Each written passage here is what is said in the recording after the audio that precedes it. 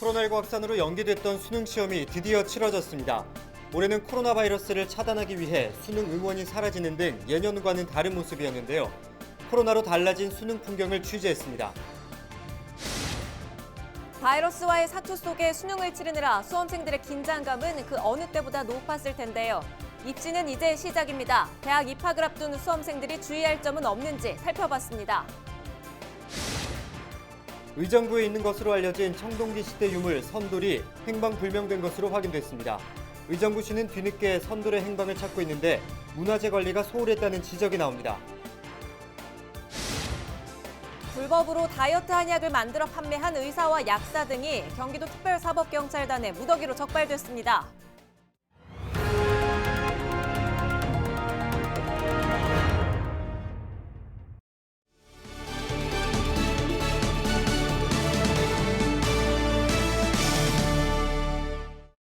여러분 안녕하십니까? 헬로티비 나라뉴스입니다. 코로나19 확산으로 연기됐던 수능 시험이 드디어 치러졌습니다. 수능 시험이 있는 날이며 시험장 앞은 흔히 후배들의 응원 소리로 시끌벅적한데요. 올해는 바이러스 차단을 위해 수능 응원이 사라졌습니다. 아예 고등학교 앞 집합과 모임을 금지하는 행정명령을 내리는 곳도 있는데요. 후배들과 선생님들은 영상으로 응원을 대신했습니다. 김호 기자입니다. 의정부의 한 수능 시험장입니다. 수험생을 응원하는 후배들의 함성으로 시끌벅적해야 할 시험장이지만 올해는 조용하기만 합니다. 또 다른 수능 시험장도 상황은 마찬가지입니다. 시험을 보려는 수험생들만 하나둘 학교로 들어갈 뿐 응원을 나온 후배들의 모습은 찾아볼 수 없습니다. 교문 입구부터 응원 목소리로 시끌벅적했던 예년의 모습과 비교하면 확연히 달라진 모습입니다. 함께 온 학부모들도 수험생을 차에서 내려주곤 곧바로 집으로 돌아갑니다. 코로나19 확산을 막기 위해 올해는 수능 시험장 앞 응원이 사라진 겁니다. 의정부시는 아예 수능 당일 고등학교 앞 집합과 모임을 금지하는 행정명령까지 내렸습니다. 의정부 지역 고등학교 앞 집합 금지 명령은 시험장 외의 고등학교에도 적용됩니다. 따라서 수험생과 재학생들은 시험이 끝난 뒤에도 학교 앞에서의 단체 모임이 금지됩니다. 이렇게 수험생 응원이 금지되자 의정부의 한 고등학교에서는 선생님과 학생들이 제자와 선배들을 위해 응원 영상을 제작했습니다.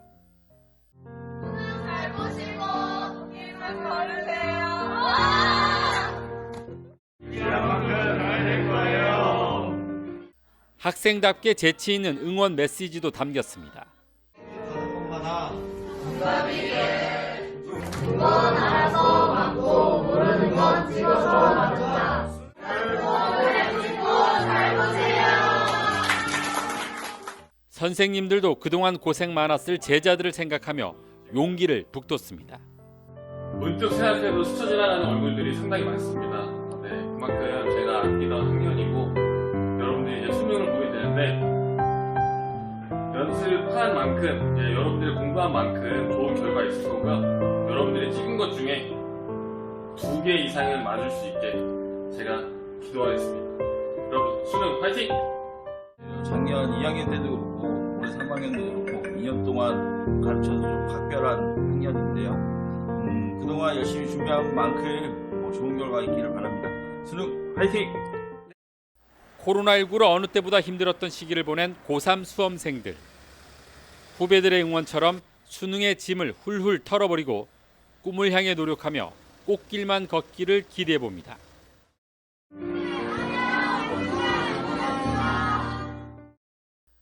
헬로티비 뉴스 김호입니다. 네, 앞서 보신 것처럼 올해 두뇌 수학능력 시험은 차분한 가운데 치러졌습니다.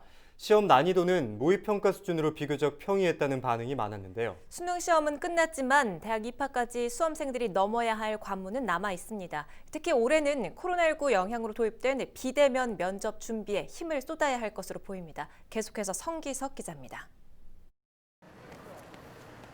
한국교육과정평가원은 올해 수능 난이도와 출제 기조를 예년과 같은 수준으로 맞췄다고 밝혔습니다. 코로나19로 수능 준비에 어려움을 겪은 학생들의 상황을 고려했다는 설명입니다. 또 학생들이 어려움을 느낄 수 있는 고난도 문제는 지양하고 EBS 연계율을 70%로 유지했다고 덧붙였습니다. 실제 문제지를 접한 입시 전문가들과 학생들도 비교적 평이했다는 반응이 많았습니다. 그냥 보통이었던 것 같긴 한데 제가 좀 못 봐가지고 슬펐습니다. 이에 따라 학생들의 점수 분포는 작년과 비슷하거나 조금 높게 형성될 것으로 예상됩니다. 수능은 이렇게 끝이 났지만 자신이 원하는 대학에 가기 위한 입시생들의 여정은 이제부터가 시작입니다. 수능 점수는 오는 23일 학생들에게 통보됩니다. 수험생들은 이에 앞서 가채점 결과를 바탕으로 논술과 면접 등 원하는 대학별 전형을 미리 준비해야 합니다. 각 대학별 정시 모집 원서 접수는 다음 달 7일부터 11일까지 진행되며 논술과 면접 등 전형은 1월 13일부터 2월 5일까지 진행됩니다. 전문가들은 대학별로 전형 방식과 배점 등이 달라 이 부분을 꼼꼼히 확인해야 한다고 조언합니다. 특히 올해는 코로나19의 영향으로 도입된 온라인 비대면 면접 준비가 중요합니다. 올해 코로나 때문에 비대면 면접이 영상 업로드 방식도 있고요. 그다음에 현장에서 녹화하는 방식도 있고 또 학생들이 지금 온라인 수업을 하는 것처럼 원격 대면 면접도 있거든요. 아무래도 카메라를 두고 혼자 이야기한다는 게 쉬운 일만은 아니거든요. 충분하게 사전 연습을 좀 해야 될 것 같습니다. 가채점 결과 과목별 등급이 낮을 것으로 예상되면 이미 지원한 수시 모집에 집중하는 것이 좋습니다. 반대로 수능 성적이 모의평가보다 잘 나올 것으로 예상되면 정시를 적극 공략하는 것도 입시 전략의 하나입니다. 수시 모집에서 지원한 대학에 추가 합격할 경우 정시 모집에 응시할 수 없다는 점을 명심해야 합니다. 헬로티비 뉴스 성기석입니다.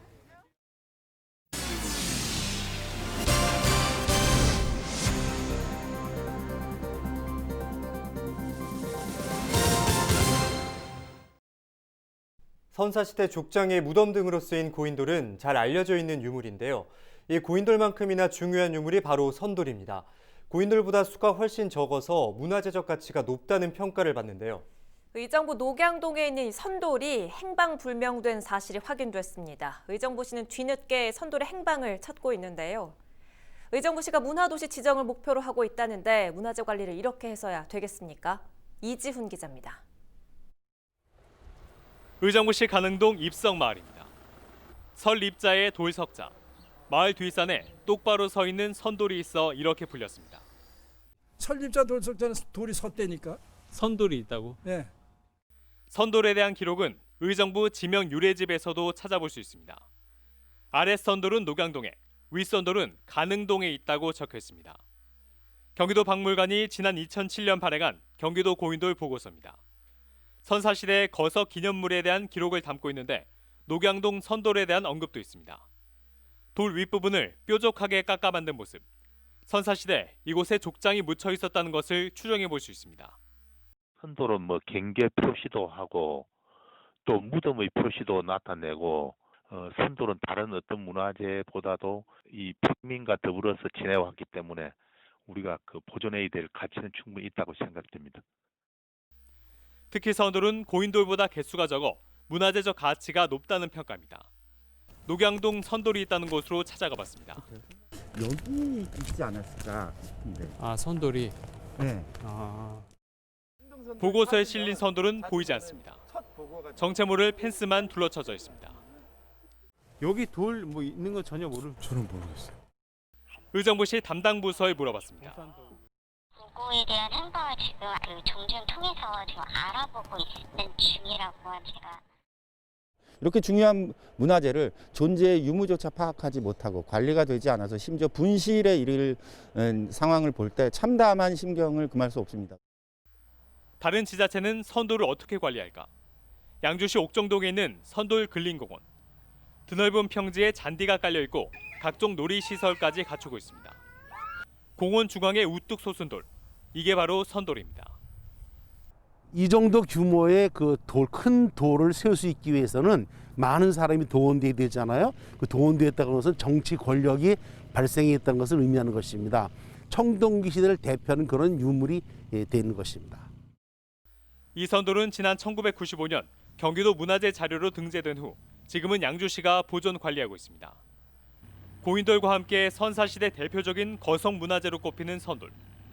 이 선돌을 대하는 두 지자체의 모습이 극명하게 갈립니다.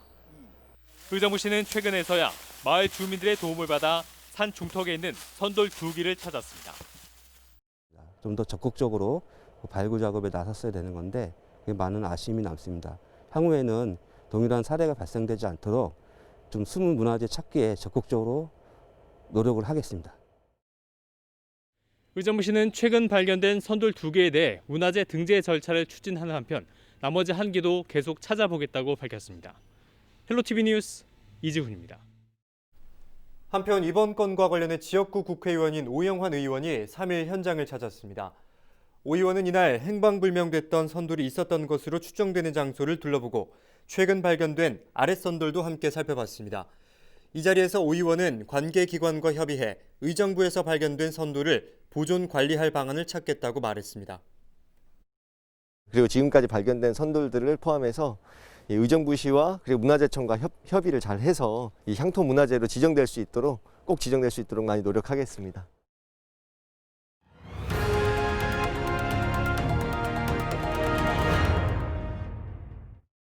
광역버스 준공영제 사업이 내년부터 중앙정부로 위임되는데요. 예산 부담안을 놓고 이재명 경기도지사가 당초 약속대로 정부가 절반을 부담해야 한다고 밝혔습니다. 최창순 기자가 보도합니다. 경기도는 지난해 시내버스와 저속형 버스, 경기순환버스 요금을 일제히 인상했습니다. 주 52시간제 정착을 위한 경기도의 선제적 요금 인상이 필요하다는 국토교통부의 요청을 받아들여 수도권 중 처음으로 단독 인상한 겁니다. 당시 도는 요금 인상 조건으로 도와 시군이 담당하던 광역버스를 중앙정부가 맡아 준공영제를 시행해달라고 건의했습니다. 이를 국토교통부가 전격 수용해 국토부 소속 대도시권 광역교통위원회와 광역버스 준공영제 사업 예산의 절반을 도가 부담하고 노선을 15개에서 27개까지 확대하기로 했습니다. 하지만 국회 예산심의 과정에 있는 내년도 정부 예산안은 국고 분담률이 30%에 불과하고 사업 예산도 15개 노선에 해당하는 22억 5천만 원만 반영됐습니다. 이에 이재명 경기도지사는 도지사 주재 확대간부 회의에서 광역버스 국가 사무를 전제로 버스 요금을 올린 건데 이제 와서 예산 부담을 못하겠다는 것은 신의를 저버리는 일이라며 공공기관끼리 합의한 것을 어기는 것은 상식에 반하는 것으로 심각하게 대처하라고 말했습니다.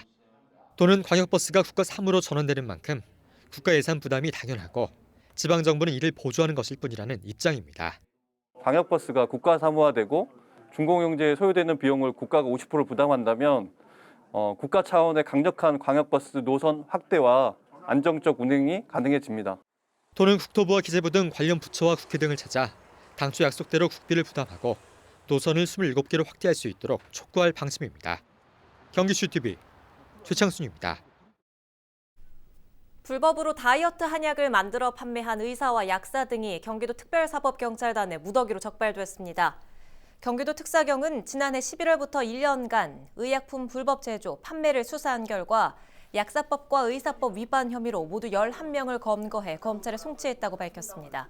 이들은 환 형태의 무허가 의약품을 만들어 비만 치료용 의약품이라고 속여 179명에게 1억 1,800만 원의 부당이익을 챙긴 혐의입니다. 약사법에 따라 무허가 의약품을 제조 판매하다 적발될 경우 5년 이하의 징역이나 5천만 원 이하의 벌금에 처해집니다. LG헬로비전이 방송통신위원회 2019년도 방송평가에서 종합유선방송사업부문 1위를 기록했습니다.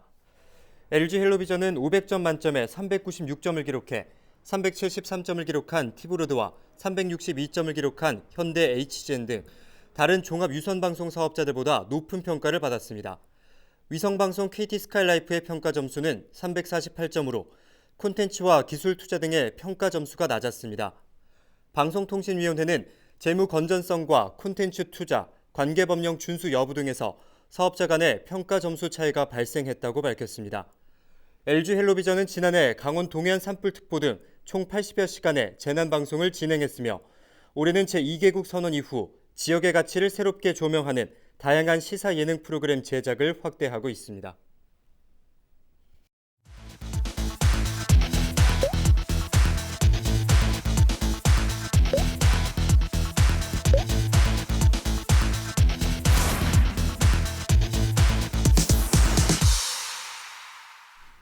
네, 이상으로 뉴스를 마치겠습니다. 저희는 언제나 여러분과 함께하겠습니다. 시청해주신 여러분 고맙습니다.